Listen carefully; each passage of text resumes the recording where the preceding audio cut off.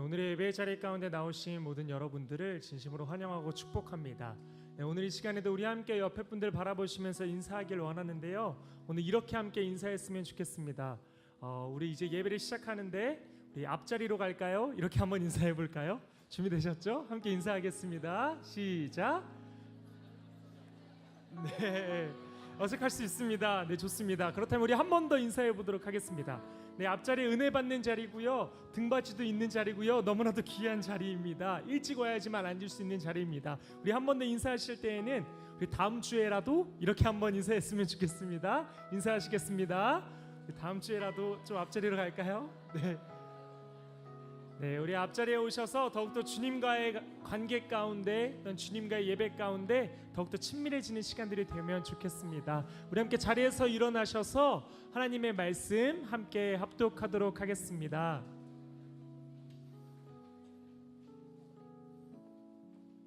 네, 함께 합독하겠습니다. 시작. 그러므로 형제들아, 내가 하나님의 모든 자비하심으로 너희를 권하노니 너희 몸을 하나님이 기뻐하시는 거룩한 산 제물로 드리라. 이는 너희가 드릴 영적 예배니라. 너희는 이 세대를 본받지 말고 오직 마음을 새롭게 함으로 변화를 받아 하나님의 선하시고 기뻐하시고 온전하신 뜻이 무엇인지 분별하도록 하라. 아멘. 이 시간 우리 함께 찬양 드리시며 봉헌 드리도록 하겠습니다.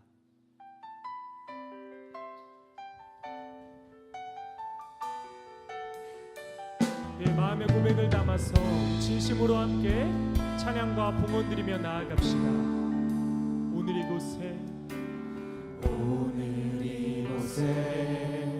예배의 감격이, 오늘 이곳에 찬양의 기쁨이, 오늘 이곳에 하나님의 꿈이 이루어지길 기도하네. 우리 한 번 더 고백합시다. 오늘 이곳에 예배의 감격이, 오늘 이곳에 찬양의 기쁨이, 오늘 이곳에 하나님의 꿈이 이루어지길 기도하네. 말씀이 충만한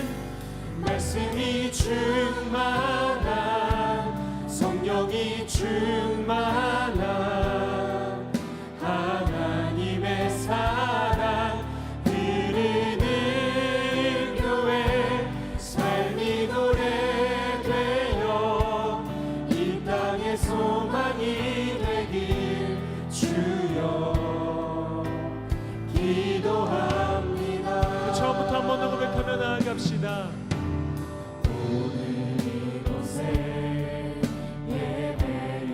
오늘 이곳에 그 찬양의 기쁨이, 오늘 이곳에 찬양의 기쁨이, 오늘 이곳에 하나님의 이루어지기를 간절히 구합니다. 기도하네. 말씀이 충만한 성령이 충만한 하나님의 사랑 흐르는 교회, 삶이 노래되어 이 땅의 소망이 되길 주여 기도합니다. 말씀이 충만한 성령이 충만한 하나님의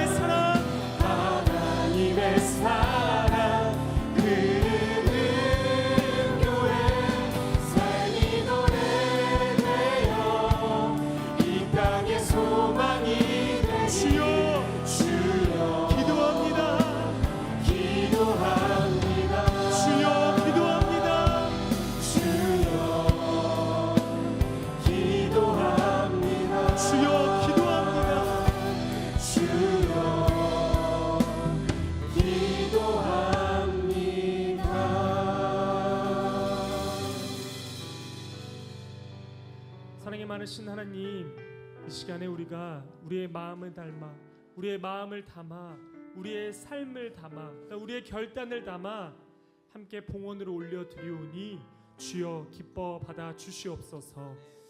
하나님, 또한 우리에게 주어진 모든 것, 환경, 상황, 주어진 모든 것 하나하나가 다 나의 것이 아니라 주님의 것임임을 고백하며 청지기적 삶을 살아가겠노라 고백하며 결단하며 나아가오니 우리의 모습 또한도 기뻐 받아 주시옵소서. 감사드리며 예수님의 이름으로 기도드립니다. 아멘. 자리에 서신 채로 사도신경으로 우리의 신앙을 고백하도록 하겠습니다. 나는 전능하신 아버지 하나님, 천지의 창조주를 믿습니다. 나는 그의 유일하신 아들 우리 주 예수 그리스도를 믿습니다.